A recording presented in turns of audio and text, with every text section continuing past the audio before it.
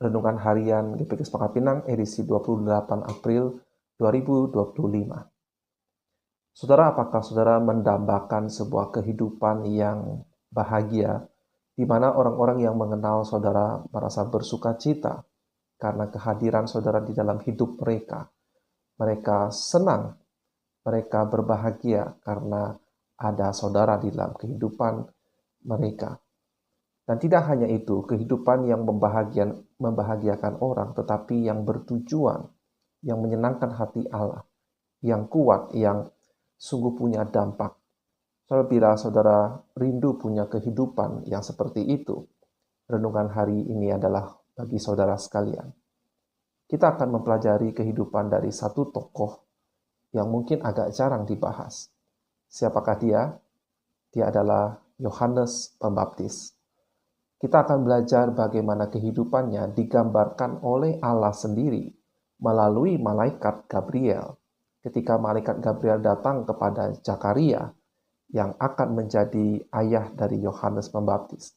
Dan gambaran atau deskripsi tentang Yohanes Pembaptis ini, bagaimana nantinya dia ketika dia sudah bertumbuh dewasa, kehidupannya itu akan menolong kita, memberikan prinsip bagi kita, bagaimana hidup kita boleh membahagiakan sesama kita, tapi juga sekaligus punya tujuan, punya manfaat, dan Tuhan senang kepada kita.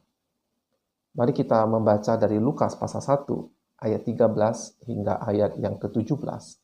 Demikian bunyi firman Tuhan. Tetapi malaikat itu berkata kepadanya, "Jangan takut, hai Zakaria, sebab doamu telah dikabulkan, dan Elisabet istrimu akan melahirkan seorang anak laki-laki bagimu, dan haruslah engkau menamai dia Yohanes. Engkau akan bersukacita dan bergembira, bahkan banyak orang akan bersukacita atas kelahirannya itu. Sebab ia akan besar di hadapan Tuhan, dan ia tidak akan minum anggur atau minuman keras, dan ia akan penuh dengan Roh Kudus, mulai dari rahim ibunya. Ia akan membuat banyak orang Israel berbalik kepada Tuhan Allah mereka, dan ia akan berjalan mendahului Tuhan dalam roh dan kuasa Elia, untuk membuat hati bapak-bapak berbalik kepada anak-anaknya, dan hati orang-orang durhaka kepada pikiran orang-orang benar, dan dengan demikian menyiapkan bagi Tuhan suatu umat yang layak baginya." Mari kita berdoa. Bapa surga, tolonglah kami ketika kami menggali atau mendengar penggalian dari ayat ini. Pikiran kami boleh dibukakan. Kami boleh ditolong untuk tidak hanya mengerti, untuk menjalani kehidupan yang seperti hamba-Mu, yaitu Yohanes Pembaptis, yang Kau begitu hargai, begitu Engkau kasihi, karena kehidupannya sungguh besar di hadapan-Mu. Pakai hamba-Mu ini untuk boleh menjelaskannya, kami berserah hanya di dalam nama Tuhan Yesus. Amin. Saudara, ada 4 prinsip agar hidup kita punya tujuan. Kehidupan kita bisa membawa sukacita. Dikatakan di sini, engkau, Zakaria, engkau akan bersukacita dan bergembira. Suatu deskripsi yang sangat baik, ya, sangat menyenangkan. Saudara, kita perlu menjadi orang yang membuat orang-orang di sekitar kita, yang mengenal kita itu merasa bersukacita dan bergembira karena kehadiran kita. Bahkan banyak orang akan bersukacita atas kelahirannya itu. Alasannya, yang pertama, dan ini adalah prinsip yang pertama, besar di hadapan Tuhan. Banyak orang hari ini ingin menjadi besar di hadapan manusia. Baik itu ingin merasa besar karena kecantikan atau ketampanan, atau merasa besar karena kekayaan, keberhasilan dalam studi, dalam prestasi. Semuanya itu ada atau bisa punya manfaat yang baik. Tapi saudara, apa gunanya itu kalau kita tidak besar di hadapan Tuhan? Yohanes adalah seseorang yang besar di hadapan Tuhan, dan ini adalah perkataan dari malaikat utusan Allah. Jadi ini sesuatu yang luar biasa. Nah, tetapi saya ingin memberitahu saudara sesuatu yang lebih luar biasa lagi. Tuhan Yesus pernah berkata, dari sejak manusia pertama hingga kepada Yohanes Pembaptis, tidak ada orang yang lebih besar daripada Yohanes Pembaptis. Tetapi kemudian Tuhan Yesus berkata, tetapi yang terkecil di dalam kerajaan Allah lebih besar daripada Yohanes Pembaptis. Apa maksudnya? Saya menduga artinya adalah seperti ini.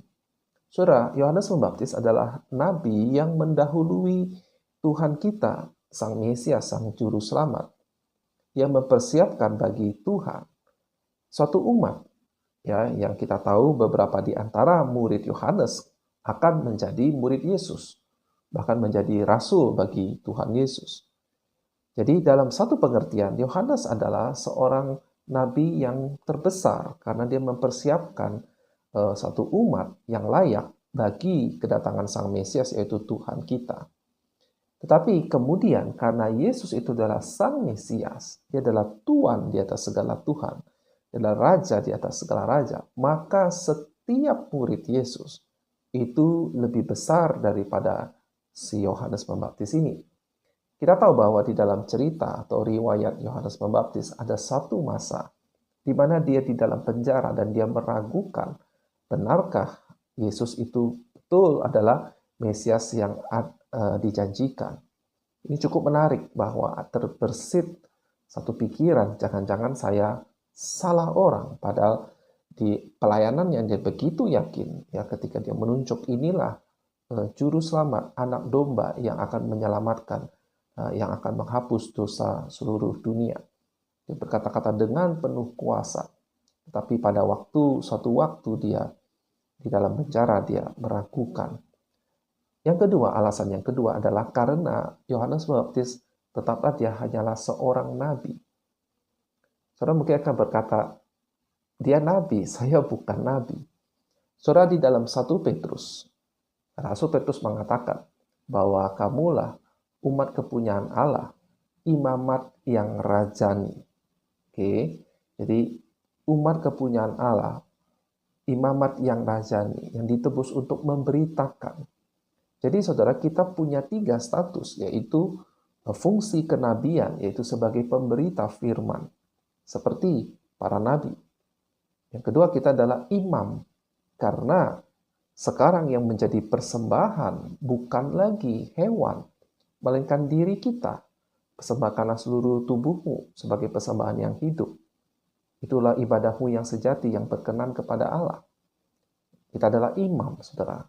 Kita adalah bait sucinya, karena Allah adalah roh itu diutus untuk tinggal di dalam diri kita. Yang ketiga, kita adalah raja, karena kita diangkat menjadi anak-anak Allah. Suatu hari kita akan dipermuliakan oleh Allah, memerintah bersama-sama dengan Kristus sebagai raja, mengabdi kepada raja di atas segala raja. Jadi karena kita memiliki 3 status ini, maka kita adalah lebih besar daripada Yohanes Pembaptis. Marilah kita punya cara berpikir, cara hidup untuk bagaimana kita itu besar di hadapan Tuhan. Bukan berarti kita menjadi orang yang sombong. Tidak, sama sekali saudara. Jauh daripada itu. Allah tetap jauh lebih besar daripada kita. Justru kita bisa menjadi besar karena pertolongan dan ketaatan kita, kasih kita kepada Dia. Yang kedua, tidak akan minum anggur atau minuman keras. Saudara, kehidupan yang punya tujuan, yang mulia di hadapan Allah adalah orang yang bisa menahan dirinya. Orang yang bisa menolak hal-hal yang bisa membawa dampak yang buruk di dalam hidupnya. Saudara, minum anggur itu sebetulnya bisa-bisa saja, ya. Tetapi Yohanes, karena dia mendedikasikan dirinya, dia hanya makan makanan yang sangat sederhana, yang memfokuskan dirinya pada panggilannya sebagai nabi. Dia tidak minum anggur atau minuman keras. Saudara, apa dalam hidup saudara yang mempengaruhi kehidupan saudara begitu rupa sehingga saudara tidak menjadi efektif, saudara tidak menjadi maksimal di dalam kehidupan kekristenan saudara, mungkin saudara perlu tinggalkan itu. Yang ketiga, dia adalah seseorang yang penuh dengan Roh Kudus, bahkan dikatakan mulai dari rahim ibunya. Saudara, kita menerima Roh Kudus pada waktu kita percaya kepada Kristus. Kita diperlengkapi dengan kuasa dari tempat yang tinggi, yaitu Allah Roh Kudus itu. Nah, saudara, berarti kalau kita ingin hidup yang berkenan, hidup yang bertujuan, maka kita harus bergaul dengan Allah. Ya, dan kita jangan mendukakan Allah Roh Kudus dengan terus hidup di dalam dosa. Jangan padamkan roh. Kobarkanlah api pelayananmu. Kobarkanlah kecintaanmu kepada jiwa-jiwa yang terhilang, kepada gerejanya. Ini yang ketiga. Dan yang keempat, ia membuat banyak orang berbalik kepada Tuhan. Saudara, kehidupan yang punya tujuan membawa banyak orang berbalik kepada Tuhan. Nah, di sini dikatakan, dideskripsikan, dia punya kuasa dan roh Elia untuk membuat hati bapa berbalik kepada anak. Berarti ada semacam pemulihan relasi, ada semacam pengampunan, penerimaan. Saudara, membuat banyak orang berbalik kepada Tuhan. Salah satu ciri yang pertama adalah pengampunan, penerimaan kembali orang-orang yang bersalah. Relasi yang rusak dipulihkan. Yang kedua adalah membuat hati orang-orang durhaka kepada pikiran orang-orang benar. Berarti Yohanes kehidupannya berdampak karena dia fokus pada pengajaran firman, kepada pemberitaan firman. Sehingga orang-orang yang tadinya durhaka, yang berdosa kepada Tuhan, berbalik kepada Tuhan, yaitu pikiran mereka kembali kepada pikiran yang seharusnya, pikiran orang-orang yang benar. Sehingga saudara, bagi Tuhan ini adalah kehidupan yang layak, kehidupan yang besar.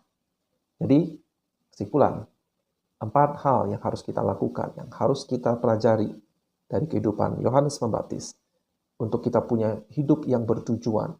Yang pertama, besar di hadapan Allah, tidak minum anggur atau minuman keras, artinya pengendalian diri, yaitu bergaul dengan Roh Kudus. Yang ketiga, penuh dengan Roh Kudus, jangan padamkan, kobarkan api pelayanan, kecintaan pada Allah dan kepada orang-orang yang masih terhilang.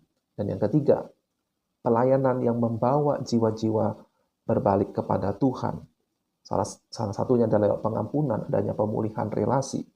Dan yang kedua, dalam pengajaran, pikiran orang durhaka menjadi pikiran orang yang benar, yang sesuai dengan firman Tuhan. Kiranya ini boleh memberkati saudara. Sampai jumpa di episode lain. Tuhan Yesus memberkati.